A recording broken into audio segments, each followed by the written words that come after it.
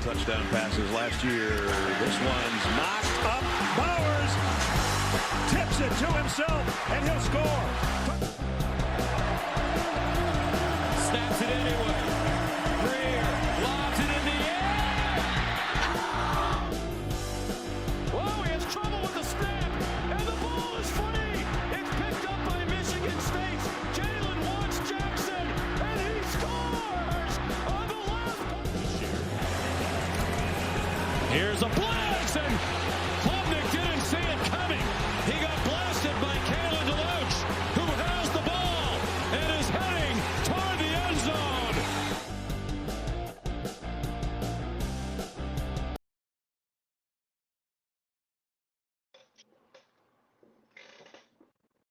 Oh, you muted for me. What is Okay.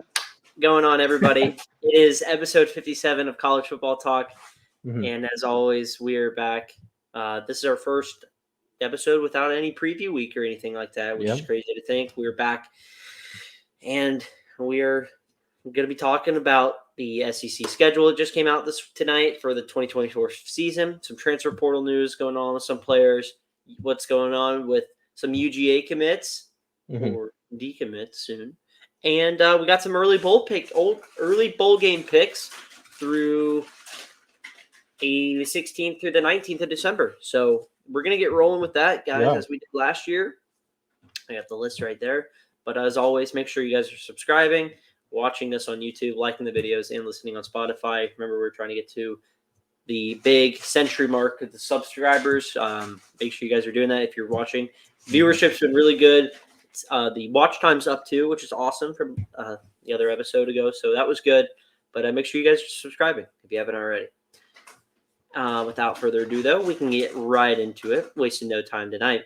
We got transfer portal news. Lots going on now since the season's come to an end.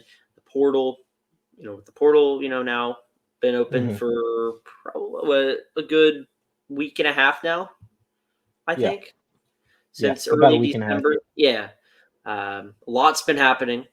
And, we got quarterbacks going on the board or still on the board, off the board, and just big-time players in general. But highlight just a couple tonight, because we obviously can't focus on all of them. But, big news with Kyle McCord we'll start with. A lot. I think he surprised a lot of people with how he just decided to hit the portal after, he was the starting quarterback at Ohio State this year, threw for 3,000 yards, had a pretty good season. I mean, nothing crazy special, but I mean, a solid season. And, but he couldn't get rally the Buckeyes to a win in Ann Arbor. So him and wide receiver Julian Fleming both hit the portal, but McCord's been more the center focus because of his recent interest, it seemed, towards Nebraska. Nebraska's been all over the news lately, but, they brought him in. He went on a visit, and it kind of seemed like a lock almost. But this evening, really, I think. But he decided to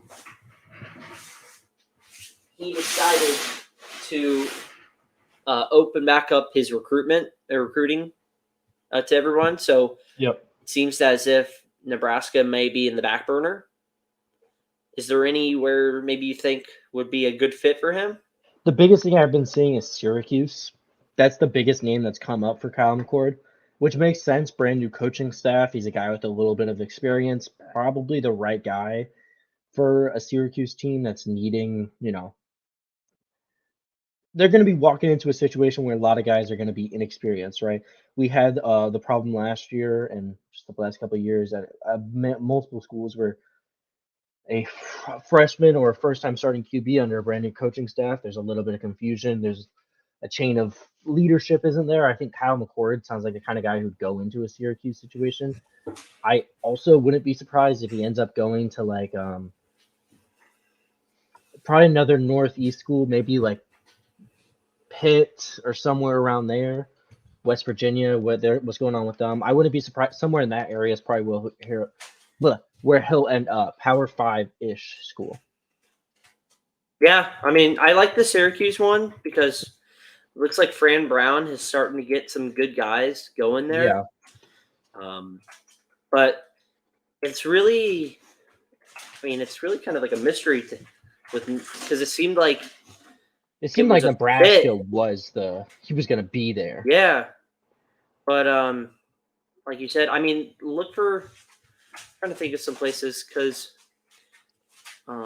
yeah, like I said, the biggest schools that were after him before he, committed to Ohio State were West Virginia, Virginia Tech, Texas A&M. I wouldn't really count Texas A&M in there, but I wouldn't be surprised if either of those, West Virginia or Virginia Tech, might pique his interest a little bit, just because they're also close to, he's from Philadelphia. They're relatively closer to his home than Ohio State. I think I wouldn't be surprised if either of those schools also find their way into this. What are you feeling? But when it just comes to it, I mean, I think the biggest piece to the whole transfer portal this year, I think it's what happens with Cam Ward.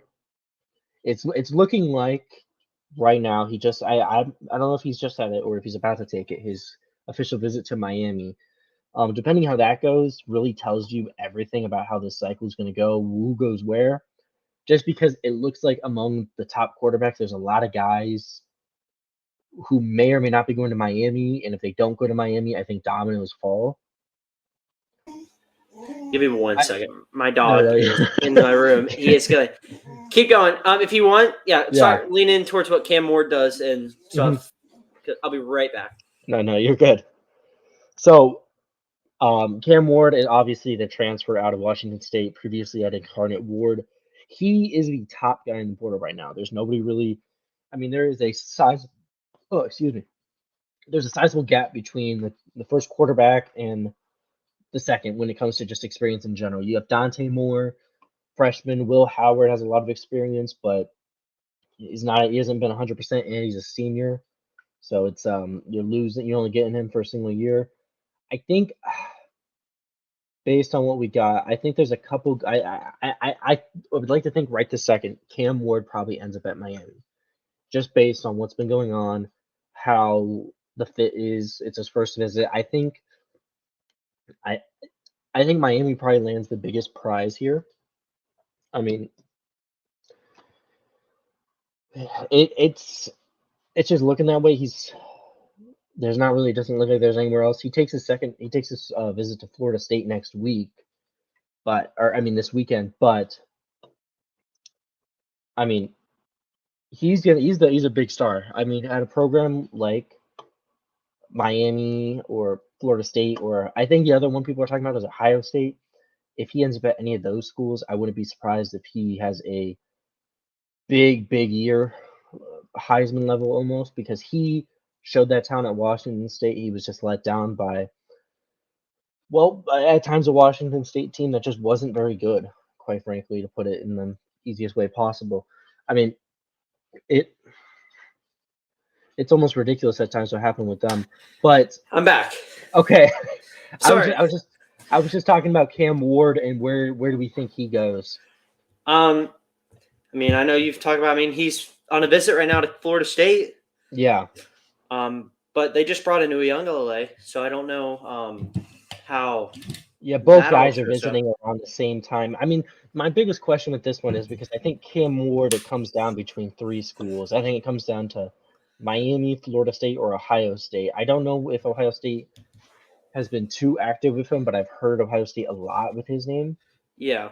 So I think it probably just ends up coming down between Florida State and Miami, which is, I mean, we'll see. I don't know which one he picks. But I know a lot of people think that he's going to go to Miami. Really well. Yeah, I would say it looks like the Miami visit went really well for him.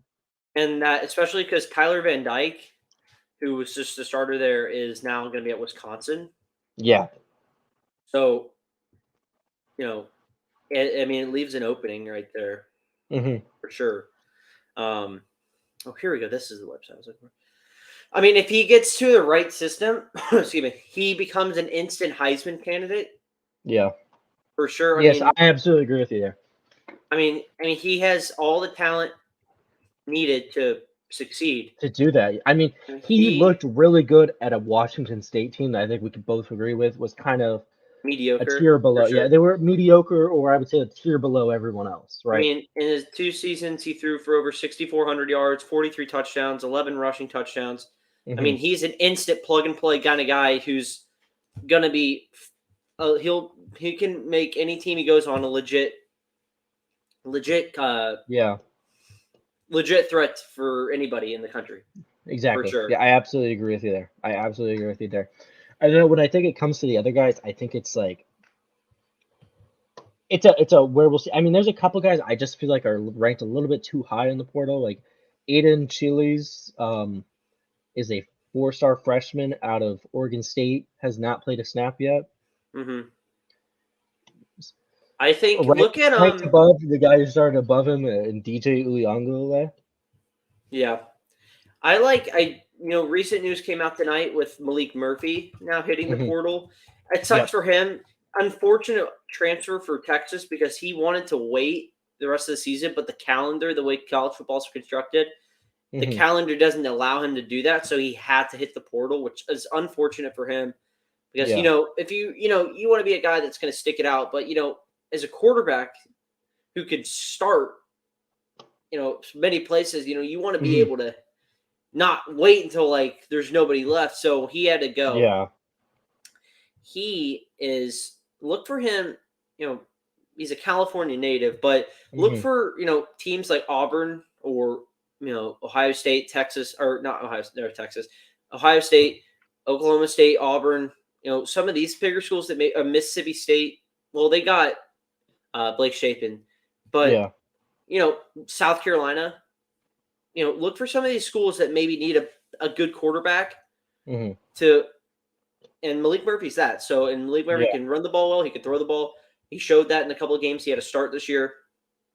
Do we think DJU goes to Florida State? Or do we think I think he ends up at Florida State. I mean, it's looking like it's between Florida State and Louisville. Well, Louisville just got someone, didn't they? Or am I losing my mind?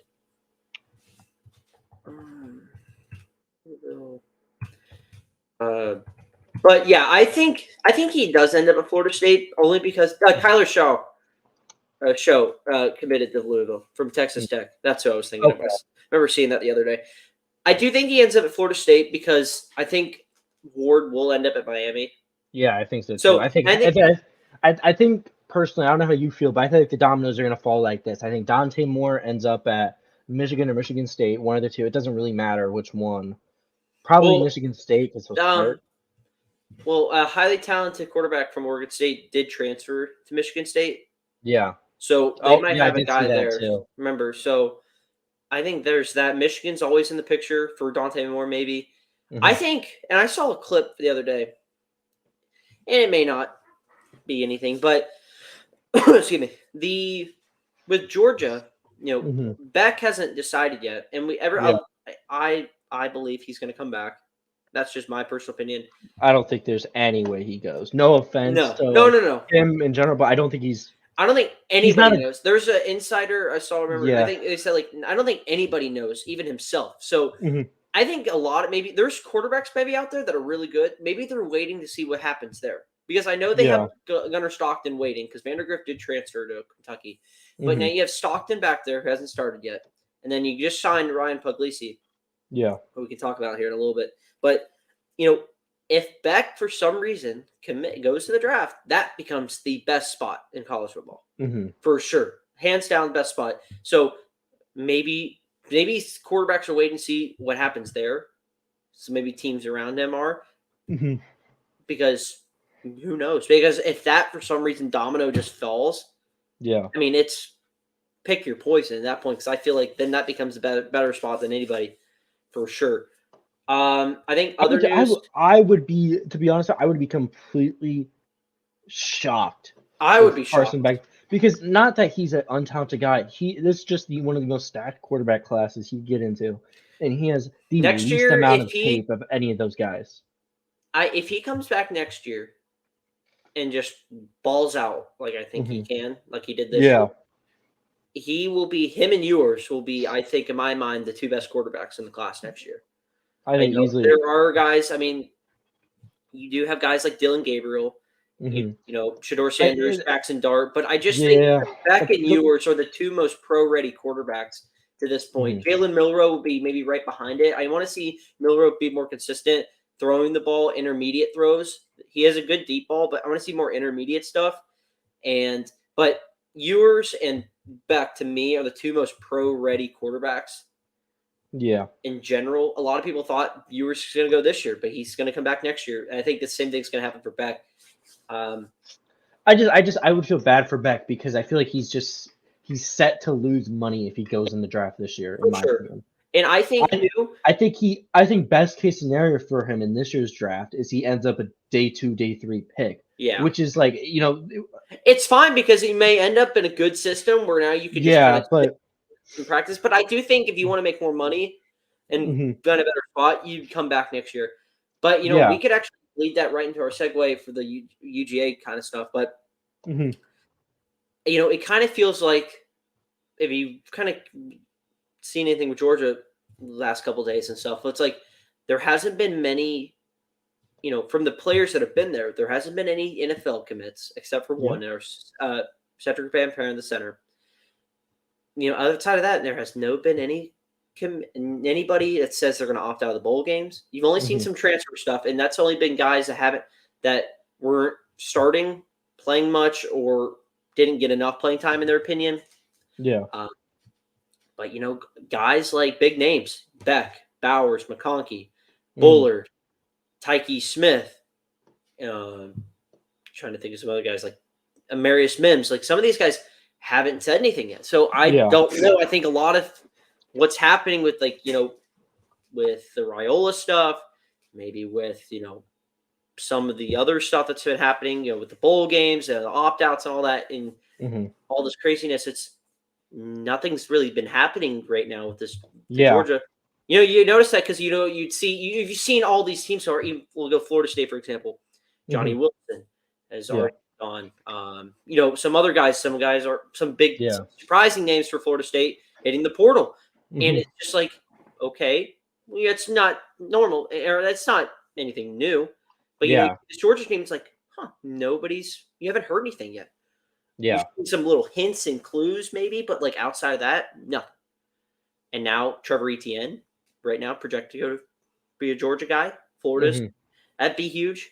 But again, we haven't heard anything from guys like Kendall Milton. Well, Milton's going to be after this year. We have heard he's going to play in the bowl game before he leaves. He's a senior. But Deshaun Edwards is a guy. Is he going to come back next year? He's going to stay. Lot to look forward. Craziness. I mean, it's just a weird situation with the Georgia, the decommits and the portal situation. It just almost feels like it came out of nowhere for Georgia. Yeah. I mean, obviously, we don't know if there's something, It was crazy because I would think there's nothing going on, but obviously in a situation like this, you obviously have people buzzing. There's obviously all these rumors. Is something going on with Kirby Smart? Is he NFL bound? All that crap. It's funny though because we're talking about Dylan Raiola, how he's now crystal balled to go to Nebraska. He was a 5-star quarterback. He's a one of the top 5 QBs in the class. All that's fun stuff. And but now all of a sudden, Nebraska comes out of nowhere, and it seems like now they're making a heavy push for him. Now Raiola is scheduled to go on a visit there from Friday to throughout this weekend. So there's all that going on, and between all that, Ryan Puglisi, who was the other big-time quarterback to sign with Georgia, who's been kind of just laying under the radar, hasn't been getting all the attention like Raiola has, signs with Georgia. Signs yesterday. So he'll be a Georgia Bulldog. He signs, and then in a couple of days, he's actually going to join the team for a bowl practice, which will be good for him, especially a lot of these younger guys there's some other defenders that they're going to get locked down soon so that they can join the practices and stuff, because especially these underclassmen, get them in the bowl prep and stuff. You know what I mean? Just even if they're not playing, get them the reps and stuff. But with Raiola, if he ends up going to Nebraska, good for him. I think that's possibly why the Cord decided to open up his recruitment, because you don't want to transfer somewhere and then they're going to bring on a 5-star and then you're in a quarterback battle for no reason. You know what I mean? In a situation you just got into. Like that's the worst thing that could happen. If you don't want to fall into like what Spencer Sanders did this year with Ole Miss, Yeah. where you go your final year of eligibility and you go to Ole Miss and now you're just sitting on the bench. You know what I mean? So it's like, why risk it if you don't have to do anything? There was somebody else that happened too, where they came in to be the starter, but they ended up being the backup the whole year. I forget which school. It happened somewhere. I can't remember off the top of my head. I think I know who you're talking about, but yeah. Yeah. It was May have been, was it I don't want to NC State. They're what's his name? The kid from Pitt. The kid at Pitt from Boston College. Oh, Jerkovic. Oh, Phil Jerkovic. Yeah. Yeah. Jerkovic, he came in to be the starter because, Boston College is Boston College, and bowl-bound Boston College. The second he left, he comes in to be the starter and then he loses out eventually. Well, then he stank too. So yeah, he didn't play well. He lost the job and he just fell out of the starters. Yeah, for sure. Trying to think anything else that's going crazy. I do think Georgia fans. I've seen a lot on Twitter because I do follow a lot of Georgia stuff. Like a lot of them are freaking out about this. I think just going to calm down. Listen, Kirby Smart led team won 2 national titles with a former walk-on quarterback. So yeah, just need to take a deep breath. They're fine. I think they're going to be fine. I think it's just the first time in the Kirby Smart era that there's legitimate turmoil. So people's first reaction is turmoil. I just think it's just classic portal nonsense that's going on. Commitments, portal nonsense.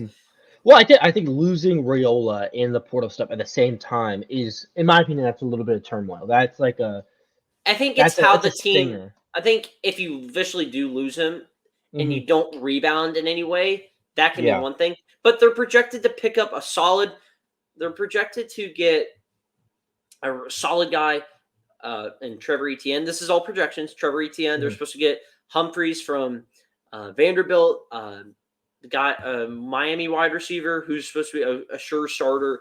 So, I think they're going to be fine. They're going to be fine. They have a really good recruiting. They still have a top 3 recruiting class. I think they're still at the top of the recruiting rankings right now. Yes, they are. It's I'm looking at it right now. It's Georgia, Ohio State, Florida State. And listen, they might go make a late push for KJ Bolden. So I don't know. But the funny thing is, I don't think they pull KJ Bolden though. I think they won't. From what I'm looking at right now, yeah. Especially since they already have 28 commits. They kind of got a bigger class coming in already. It'd be kind of hard to pull, especially with Raiola. I saw someone on Twitter, and it was like what had happened between like the 7th of December till now, where there was a picture Kirby Smart and Will Muschamp visited KJ Bolden's house a couple days, like a day or two after Auburn had gone to Hugh Freeze, and looks all good, happy smiles, like all that, like parents are wearing Georgia stuff, all good stuff. And Dylan Raiola like quote tweeted it. And it was like, "You're like, see this? Like, come on home, Bolden. Come home. Like, come, like, join me and like stuff like that." Yeah.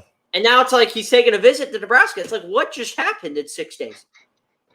I'm telling you, something happened where either an NIL flush came through or somebody contacted his dad and was like, "We're cutting you out of the Nebraska Ring of Honor if your son goes." No, he's not. They like blackmail him. Yeah, they're like, we're cutting you out of the. You're not losing my spot, son. I worked too hard for this. You're going to be a Cornhusker. I worked too hard for this. You know what though? If they do land him, Nebraska, if Nebraska does land Raiola, first of all, power play by Matt Rule. First season, obviously they didn't make a bowl game. They kind of flatlined at the end, but they look good for most of the season. They land Raiola, they get a top 20 class in his first season at a school that has not been able to recruit in almost 20 years. At least at school where they can show that they can even try to just compete more with the big boys, because I think that's what Nebraska needs to do. I think it really would have been nice if they would have got to a bowl game and they were in perfect spot too. They were like 5-3, looking good, and then they just really struggled down the stretch and ended up not making a bowl game.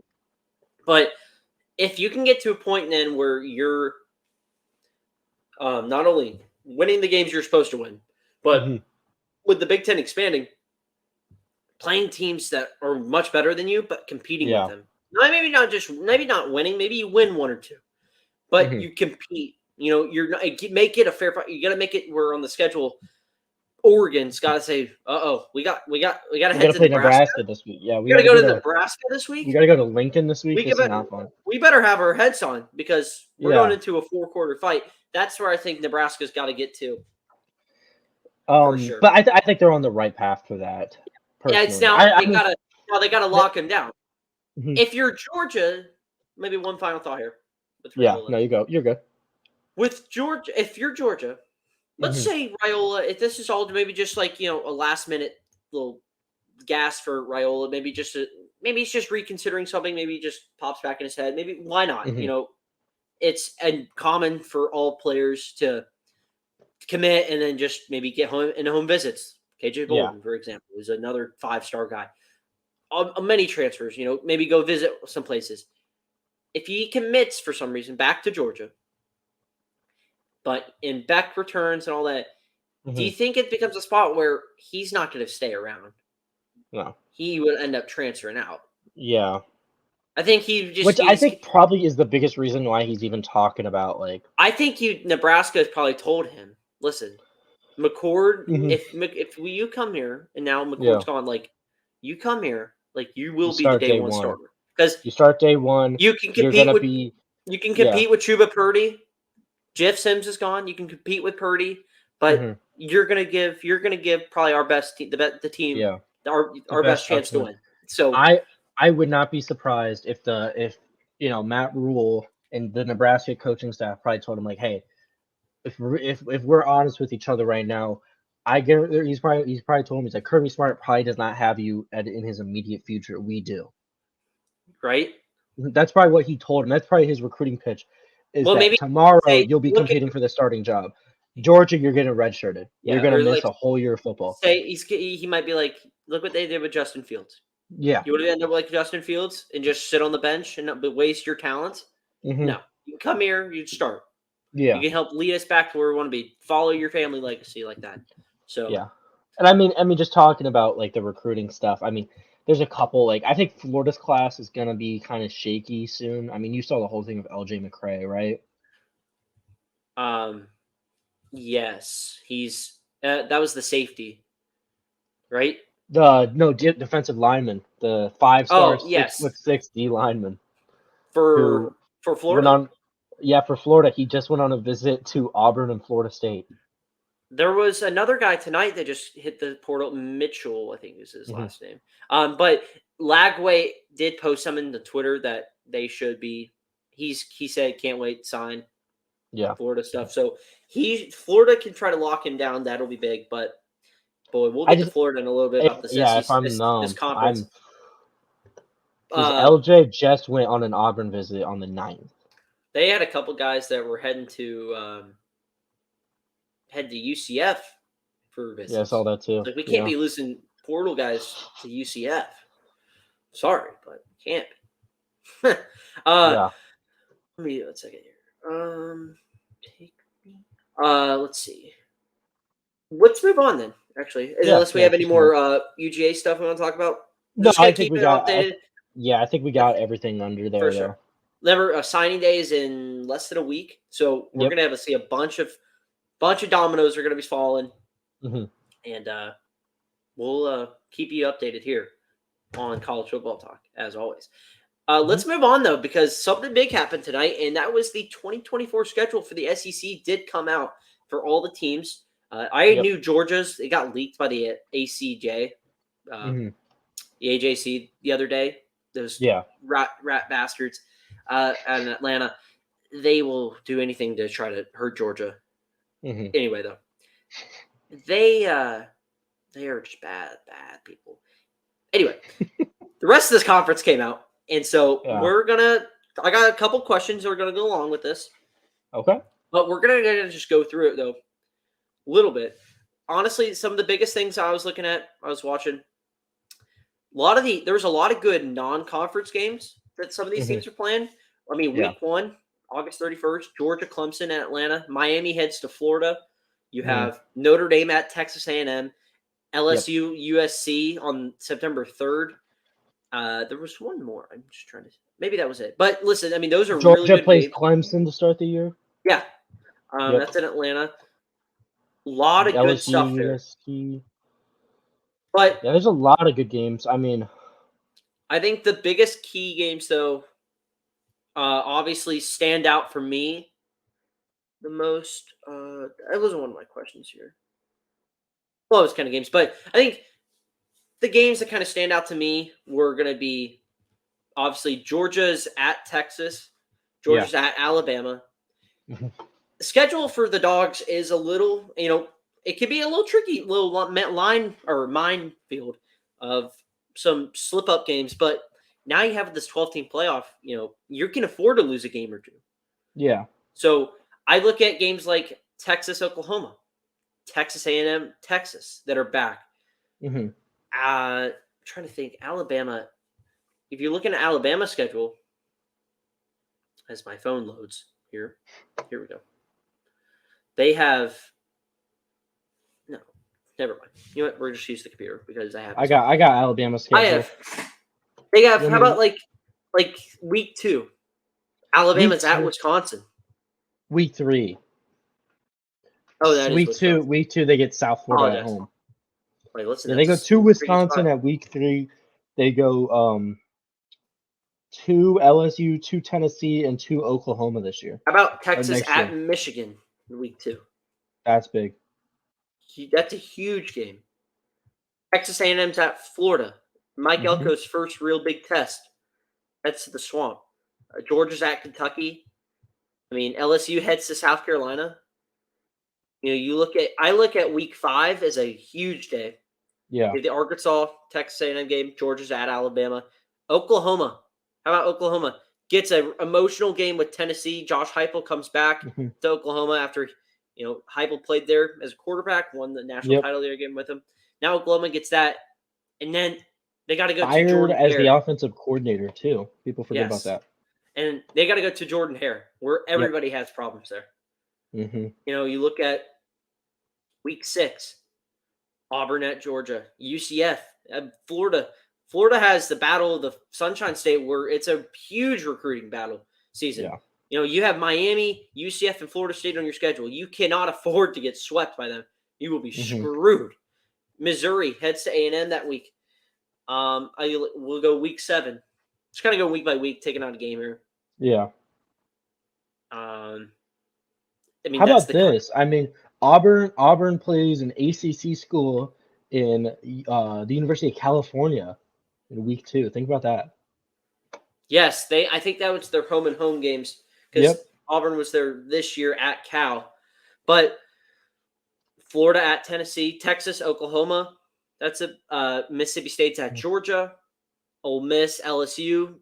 I'm glad that they kept that game going. Week 8, Alabama's at Tennessee, Georgia's at Texas. Mm-hmm. I was looking, the cheapest ticket right now for that Georgia Texas game is before fees is $490 or $520 something. Mm-hmm. And that's before fees. Yeah. So good luck getting into there. And there was an F1 race that weekend too. So good luck there. Yeah. Missouri at Alabama could be a sneaky one for sure. It's a good one. Oklahoma goes to Ole Miss. And then, you got games like Alabama, LSU, Georgia's at Ole Miss, Florida at Texas. But if you want to, we can get right into the questions here. Dylan, who do you think has the most favorable schedule? Who do I think has the most favorable schedule? I would go Auburn. Okay. I mean, they have the easiest non-conference schedule in my opinion. They don't have to play Texas. They still play Georgia and Alabama, and those are road games, but they get A&M at home. They get Oklahoma at home, Arkansas at home, Vanderbilt at home, ULM. I mean, they start the season out with 5 straight home games. Mm-hmm. I think they easily have the easiest start of a schedule. And I think when it comes to favorability, I think they have the best. Other than that, everybody plays hard road games, but I think they played the least. I'm looking at LSU, and I'm assuming their defense will get better. But USC should be something they should take care of. Nichols, they go to South Carolina, but then they get UCLA at home, South Alabama. Then it goes right into their bye. Yep. And then they have a little 3-game stint with Ole Miss at home, Arkansas on the road, and then at A&M before the next bye. They have Bama, Florida, Vanderbilt, Oklahoma. I see wins there for sure. I could see I could see it there. I think Ole Miss has a brutal schedule. I mean, Ole Miss I think Georgia has a little tough schedule. yep. Nothing Florida can, obviously has a we Florida talked about them a is couple the times. unfortunate.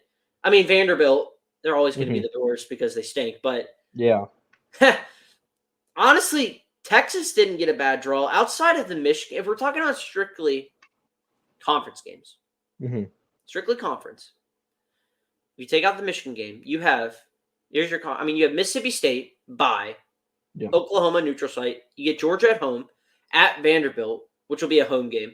Then you get Florida at home. You go to maybe a tough spot with Arkansas, but then you get Kentucky and A&M.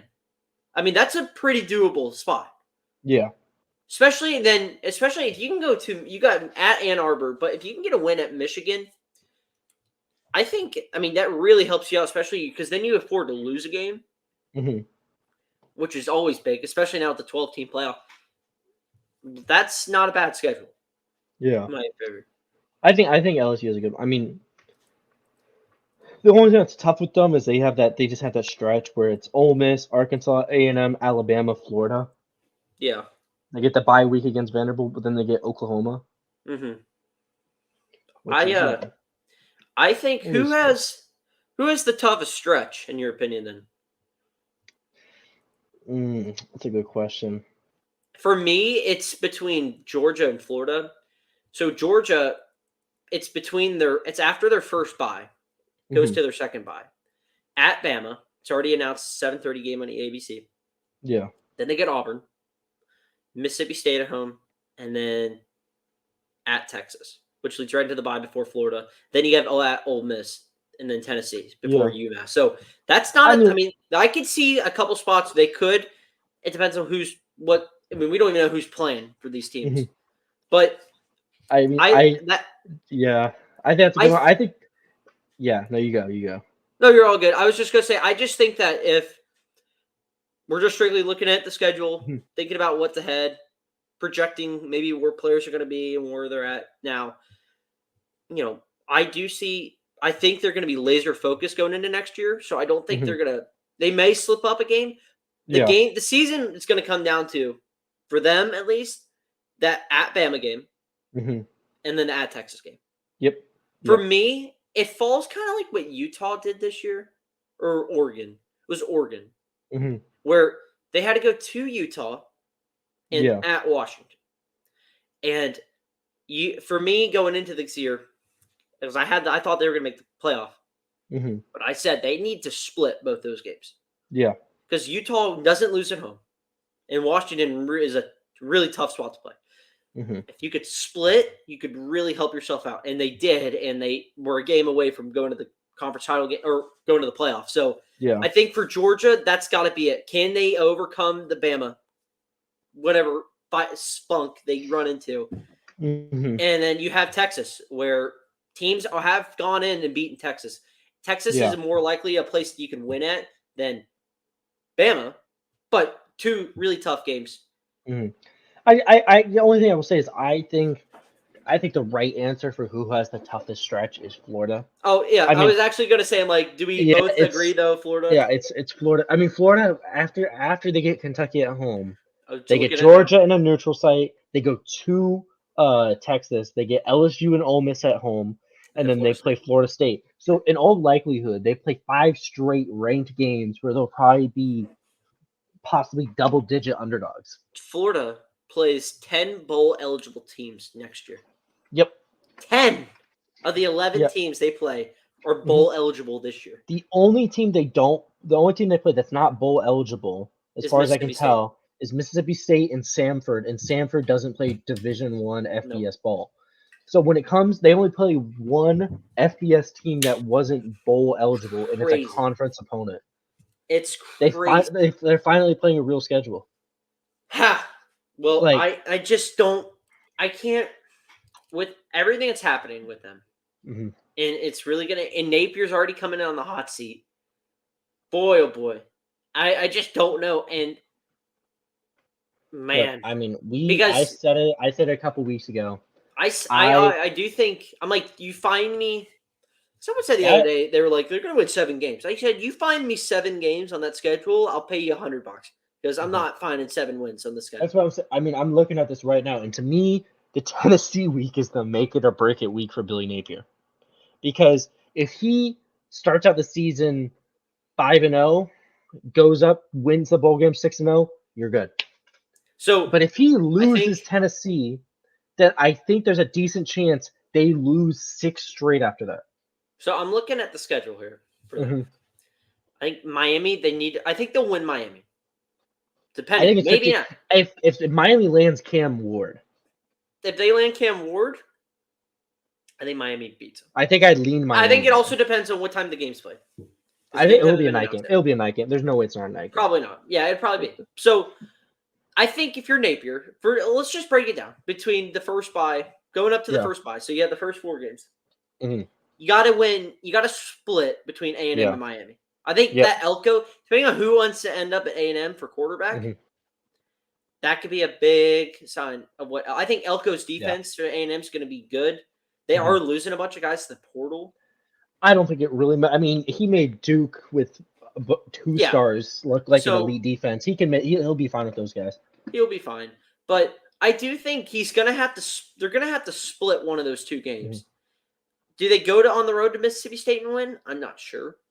I think so. Based on what I'm seeing right now, if we just obviously all hypotheticals here, if right? Jeff But Lebby I think can turn what's his face? in a single season, Blake Shapen into just an absolute gunslinger. There's no way, because I haven't seen what I've seen from the Gators in the past 3 seasons is a mediocre secondary and a mediocre defense to really mediocre to bad. And can't stop anybody in the pass. So that's the biggest reason why when you said they beat Miami, I just sit here and I'm like, I don't know, because if Miami lands one of those top 3 guys in the portal, because they got guys on defense. They got players on defense. I mean, to me it looks like how would you not go Miami in that game? For sure. I mean, maybe you get, even if you get maybe Cam Ward comes in and you get him to slip up, because Cam Ward hasn't played in an environment like the Swamp will be at night. Yeah. He's played at Autzen. He's played at Husky Stadium, but those aren't like 89 to 90,000 people stadiums, though. Those are like 60 to 70. Somebody big. But like at night, though, it's a whole different monster. And we've seen teams go in there and slip up. We've seen teams they look really bad at the beginning, and then they kind of find their way. Yeah.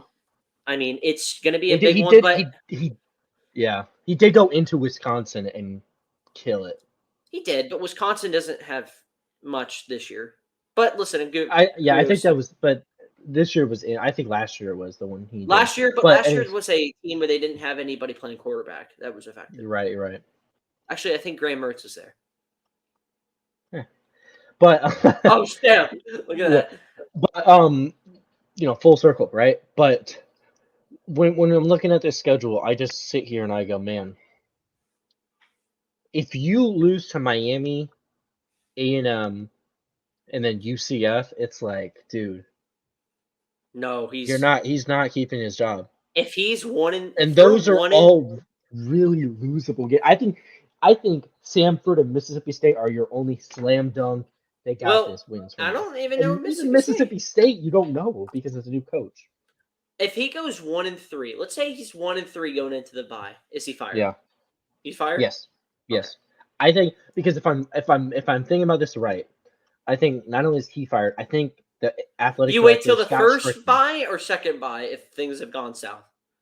Things have gone south. They go for the first bye because they want to be the first to be out there and search for a coach. Okay. Because I think if you're Florida, number one, I'm right about it, Scott Strickland, their athletic director, is also on the hot seat.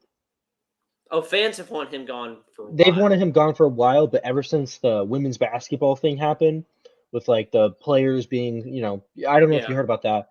Since that, his seat has been flaming. Mm-hmm. If the football team looks really bad and he doesn't make a decision soon enough, they're gonna kick him to the curb. Oh, for sure. So I think there's a decent chance, even if they lose to Miami, A&M, Mississippi State, he might get fired before the UCF game. Like, this might be a situation where they don't even let him play a home game against UCF. Like, it's like, because they want to be that quick to let the fan base know that somebody else is coming. yeah, Because there's a decent chance that, even though it's Florida, Florida always people show up. If they have a bad showing of fans against UCF because the team is losing every game, they got to make a change. It happened with Dan Mullen. We all saw it happen. But Mullen, they waited till the end of the year, too. They waited the end of the year, but I think because of who they ended up hiring and Billy Napier, if they feel like they need to be, I would think they're thinking they need to be ahead of the curve. They need to be the first people on the market, first people to have their pick at whoever they want. Mm-hmm. That's how I feel. I don't know what you're thinking on this one. I do think that maybe they wait until the second bye, because after Kentucky. Yeah, because you had a bunch of young guys last year. We'll see how they do this year. We'll see how Mertz does coming off the injury. I think that they can beat Miami. I think they beat Sanford. I think they lose to A&M and then they might slip up with Mississippi State. So they're 2-2 going into the bye. Then they beat UCF. I think they fall to Tennessee, so they're 3-3. Mm-hmm. And then you have Kentucky, and then we'll see how they do. Kentucky has had their number the last couple of years, so if they lose that, he's 3-4 going into the bye before this. They got a brand new 5-star quarterback too at Kentucky. Yeah, and you have the 3-4. You have a Brock Vandergriff, who is he has some talent. Yeah, no. We'll see what he does at Kentucky, but he competed for the starting job here at Georgia for the very end, pretty much till Beck took it over. But but then you're 3-4 going into the bye before the stretch of Georgia, Texas, where it's loss, LSU loss, Ole Miss loss, Florida State loss. I mean, you can end the year 3-9. Yeah, that's the only reason I sit here and I go, if they lose to UCF, I think he's fired that day. Like Sunday, they could legitimately lose their next morning. You get that ESPN notification. They could lose they could lose 7 in a row to end the year. We're all aware of that. I agree with you there. I just don't think they fire him right after the Kentucky game, because I don't think if he's not fired by the Kentucky game, I think he lasts too long, because if he gets fired that bye week before they play Georgia, then they're going to get killed by Georgia without a coach. Well, they might get killed anyway with him. But. Well, either way, but I'm saying they lose like what happened to Oklahoma, Brett Venables' first year. I mean, you know what I'm saying? Like that's a very real possibility, and I think, as stupid as it sounds, me and you both know that school. Me and you both know how that is. They kicked a misery field goal so they didn't get shut out against Oregon State last year in a bowl game. Oh yeah. They would not take getting shut out by Georgia. That's just not a thing that they would not be able to accept that. If you're final question here for the SEC. Mm-hmm. Yes. Excuse me. Looking at Texas and Oklahoma, which schedule would you rather have? I mean, to be honest with you, I probably would prefer Oklahoma's. I mean, they get they get Alabama at home. They get obviously Texas. Home. They get Florida. They get Tennessee at home. Oh no, South Carolina at home. Never mind, they don't play Florida next year. I was looking at Tennessee. They don't play Florida. I mean, their road games are Auburn, Ole Miss, and Missouri. And you get Tulane at home, which is always a sneaky one. Because especially with what's his name that just took over there, the Troy coach. He can he knows how to get a team ready to roll. Yeah. Yeah, like you said though, you get they got a sneaky one in between Ole Miss and Missouri, Maine. Oh my God, how did that get on the schedule? I mean, they do have a tough stretch though. That last 3 games, last 5. I mean, count Maine, I guess. But it's not easy, but it's not easy. I mean, it gets a slip up spot for sure. I mean, you're at Ole Miss, you have Maine, then you're at Missouri, which has been prone the last couple of years to be a tough place to play. Yeah. Then you have the bye, but then you have Bama and LSU to finish the year, and you're at LSU to finish the year. So if I'm here, I'm saying. But if we're looking at the overall picture, I think playing Alabama at home is a better situation than Texas, who plays Georgia. Yeah. And then they play. I mean, they get a little bit of an easy stretch with Vanderbilt, Florida, Arkansas, but then they have to go to A&M. I think Texas first time in a decade. That's like terrifying. If I would rather have Texas because with how the new playoff is formed, you have we have wiggle room, but it's a very front-loaded schedule, which means you got to be ready to roll. But I mean, you have Colorado State's a win. I think at Michigan, we'll see. I'm going to give them a win. But then you have UTSA win, ULM win, Mississippi State win, Oklahoma. Okay, that's them. And then you have Georgia. But then after that, it's Vanderbilt, bye, Florida, Arkansas, Kentucky, A&M. Very doable. I mean, if where'd you get Kentucky from? I don't think they play Kentucky. They play Kentucky November 23rd. They do? I don't have it on my screen. I'm on CBS. It's weird. November 16th at Arkansas, November 23rd, Kentucky. That's what it says is the bye week on my screen. They have a bye November 2nd and October 5th on here. This is on ESPN. But I think they have a very much doable schedule down the stretch. Yeah. Which could help them out, especially since now you get through your tough part and then you can just kind of not say put it on cruise control, but now you can be like, okay, we don't have crazy people coming up, it's just these are manageable games. So I'm gonna go with the Longhorns. I will say I do think they lose that game on November 30th to A&M. Listen, that's gonna be a tough one. I never said it was gonna be a sure win. I said no, but I'm saying like that because that first time those two schools who are hated rivals, are playing each other, and the first time in over 10 years.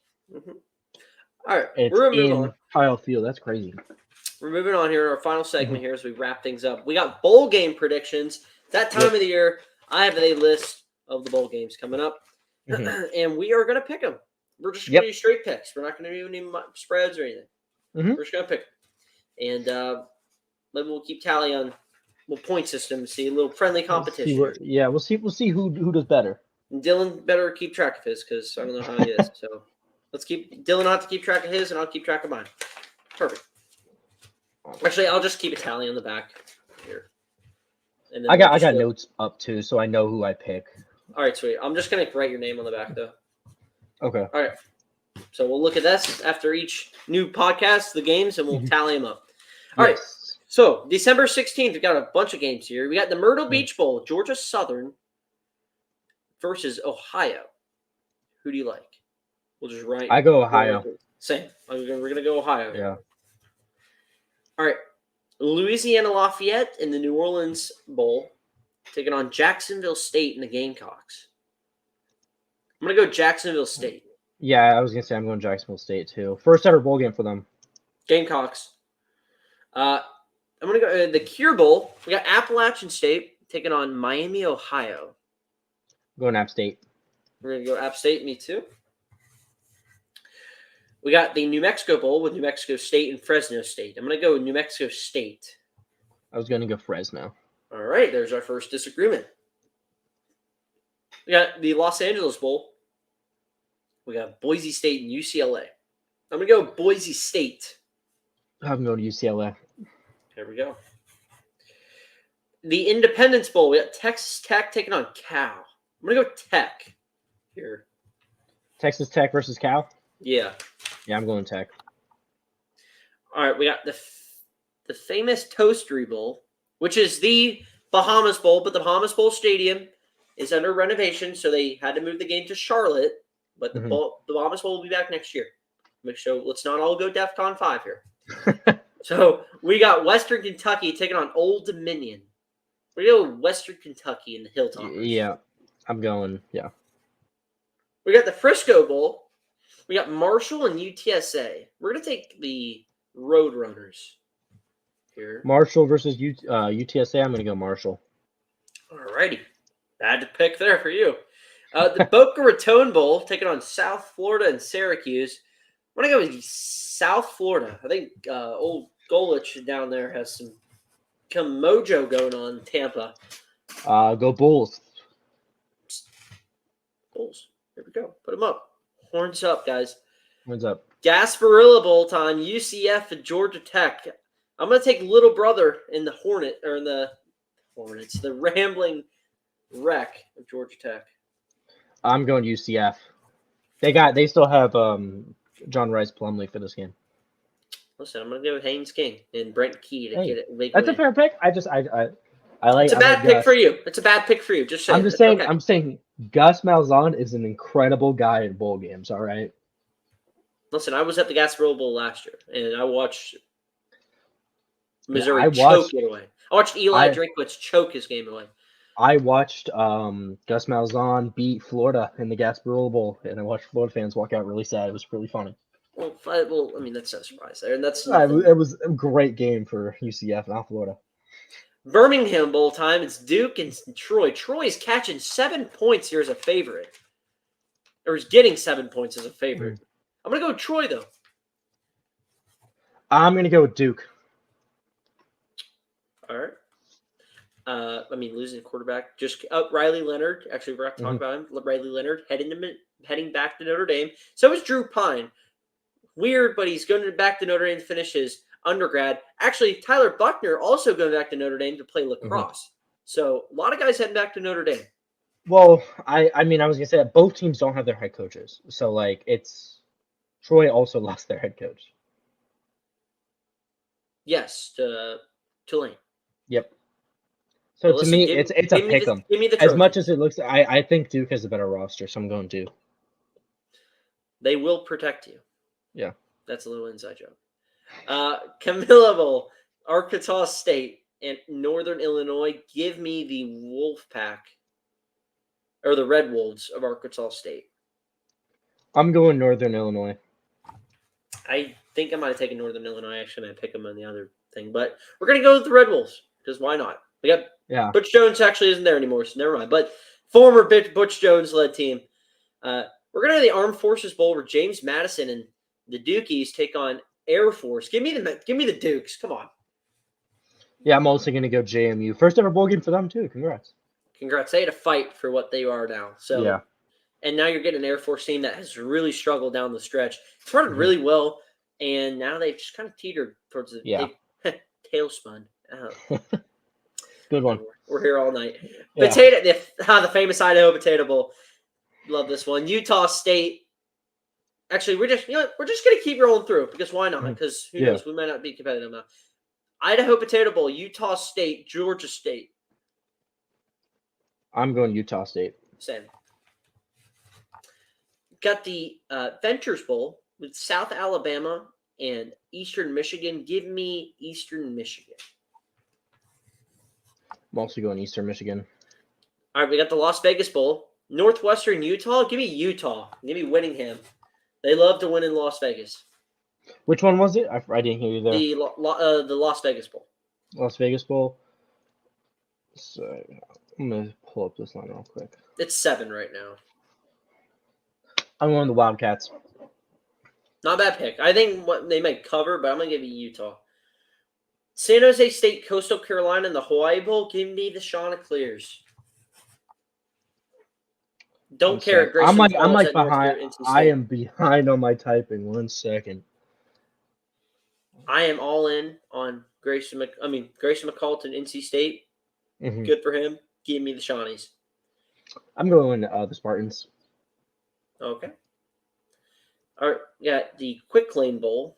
This is like a slap in the face. Got Bowling Green, Minnesota. Give me the Gophers. Come on, the slap in the face. Yeah, right there. Minnesota. Yeah. Getting 5. They're a 5-point favorite. Give me the Gophers. First Responders Bowl, Texas State, Rice. Come on, how can you bet against food? Yeah. Give me Rice. I'm going to go Rice too. The Guaranteed Rate Bowl, Kansas and UNLV. Give me Kansas to win, UNLV to cover that one. I'm going UNLV outright win. Military Bowl, Tulane and Virginia Tech. Give me Tulane. I'm going to take Tech. We got the Duke's Mayo Bowl with North Carolina, West Virginia. Excuse me. Drake May not playing in this game. Give me Mountaineers, Neil Brown to finish off a great season with 9 wins. Should be 10 if they knew how to play defense on a Hail Mary. Yeah, I'm going to go West Virginia. The Holiday Bowl, Louisville and USC. Give me Louisville to win. Caleb Williams not playing. I think they're going to run wild on this USC defense. Give me Louisville. Yeah, I'm going to go Louisville too. I mean, I would love to pick USC here, but not possible. No. The Texas Bowl with Oklahoma State A&M. Give me Oklahoma State. Do we know if Elko's coaching that game? Probably not. Although he's probably busy recruiting. Well, to be fair, Wisconsin last year, Fickle coached in the bowl game. Yeah, but to be fair, Oklahoma also had what's his name? 2 years ago, coached in the bowl game. Freaking Stoops. Yeah, Stoops came out of retirement for the bowl game. It was the weirdest thing that's ever happened. And they won, though. Yeah, they won, but it was like, what's going on? No, they lost. They lost that game. No, they didn't. They won. I thought they lost Oregon. No, they won because I remember they celebrated. Okay. They crushed Oregon, I think, that night.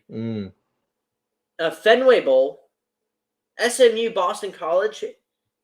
Give me SMU to win. I like Boston College to cover that number, though. It's 10. I'm going to take Boston College to win. Oh, playing at home, though. Yeah, see. But Rhett Lashley and the boys, so they're going to be fired up after not. That's an trying to ACC make a statement to the committee. Trying to make a statement game next year, buddy. Make a statement to the committee right there. Conference game next year. It's a bowl game that's going to get repeated because they're conferences now. 11 a.m. kick, just how I want my bowl games to be. Oh, yeah. All right, the Pinstripe Bowl at Yankee Stadium, Miami and Rutgers. Come on, Rutgers. I'm taking Rutgers. Miami doesn't have. It's playing at home right there. Come on, what are we doing? Miami doesn't even have a quarterback right now. No. Literally, they'll be on their third string quarterback. Yeah, because Van Dyke's gone. Their other guy who's supposed to be. Yeah, he's done for the year. All right. And Pop-Tarts Bowl, where we will have an edible mascot. It will also be excited. Where Kansas State is going to win against North Carolina State. I'm picking NC State. The Alamo Bowl, which is Oklahoma and Arizona. I'm going to go Arizona. I think Jed Fish is going to finish a great year on the high note. I absolutely agree with you on that one. Gator Bowl. Yeah, Clemson and Kentucky. Give me the Tigers of Clemson. Yeah, I'm taking Clemson by 10+. Alrighty. We got Sun Bowl with Oregon State and Notre Dame. Neither team has a quarterback that started. But Notre Dame has a head coach, so yes. I'm going Notre Dame. True. I'm going to go Notre Dame as well. I think it's a closer game, possibly, but give me Notre Dame. Liberty Bowl, Iowa State, Memphis. Give me Iowa State.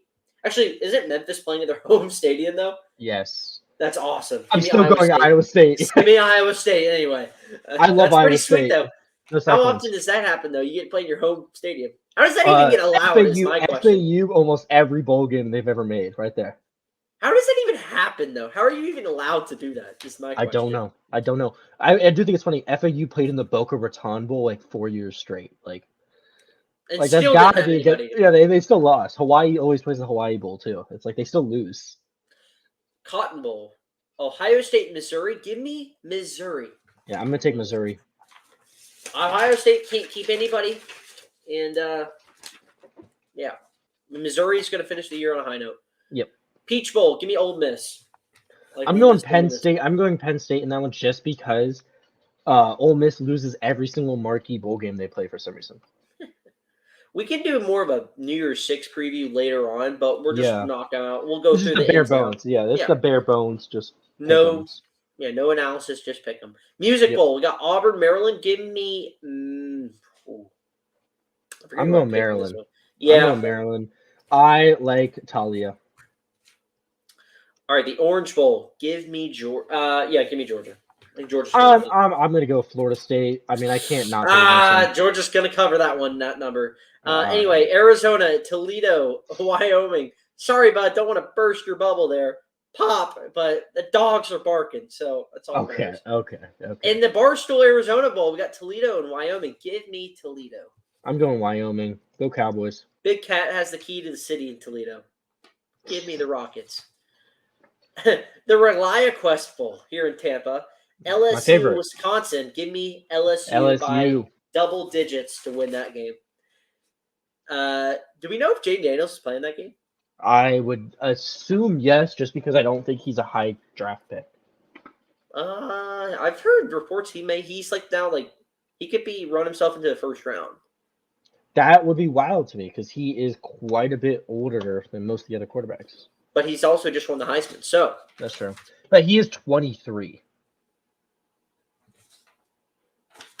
Anyway, Citrus Bowl, Iowa, Tennessee. The about as opposite ends of the spectrum as far as games and schemes go, which is why Tennessee will win by 3 scores. I'm going Iowa. Because, man, come on. No, Iowa just knows how to make teams look like boring. And if it's a boring game, Iowa wins boring Tennessee has a good enough defense to stop Iowa from doing anything, and Iowa I gotta doesn't be have honest their with top you. guy in the secondary. You could put Florida's defense on Iowa, and you could like Iowa's offense could play Florida's defense, and they would still look bad.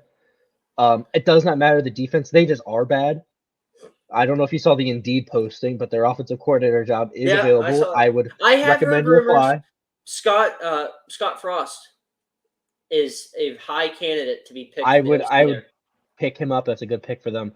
But I will say this: I prefer Iowa's defense to Tennessee, so I'm going Iowa. Okay, we're gonna finish up with this one because we're not doing the playoff games. Yep. Fiesta Bowl, Oregon, Liberty. Give me the Ducks. Bo Nix is playing. He will onslaught Liberty.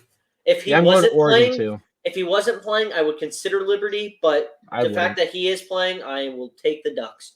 I think Liberty is not that good. Well, they played the worst schedule in America. Well, I'm not even overreacting on that one. Their schedule was ranked 133rd. And they got in over SMU, and they get to play Oregon. And Florida State they get in, and they get to play Georgia. So we're all having fun here, folks. That is. I would love if Florida State beats Georgia. Do you hang the banner? The AP is just like, you know what? Let's give it to them. So right. That is all we have for you guys tonight. Yep. It was a good episode. This next time we will probably be looking more into maybe just some bowl game recap if we haven't watched any. Keeping up with the portal. There's going to be a lot of crap going on. Some signing days coming up soon, so we're going to look into that and some more stuff probably that we'll pull out of our rear ends. So, but as always, make sure you guys are subscribing to the pod. Make sure you guys are watching on YouTube, listening on Spotify. Love the viewership that we're getting. But make sure you guys are subscribing because I know a bunch of you that are watching aren't subscribed. So hit that subscribe button. If you know somebody that likes college football, tell them to subscribe. And because we always do love when that number keeps on spiking up. Yeah. So we'll see you guys next time. And as always, this was College Football Talk. Peace out. Thank you, guys.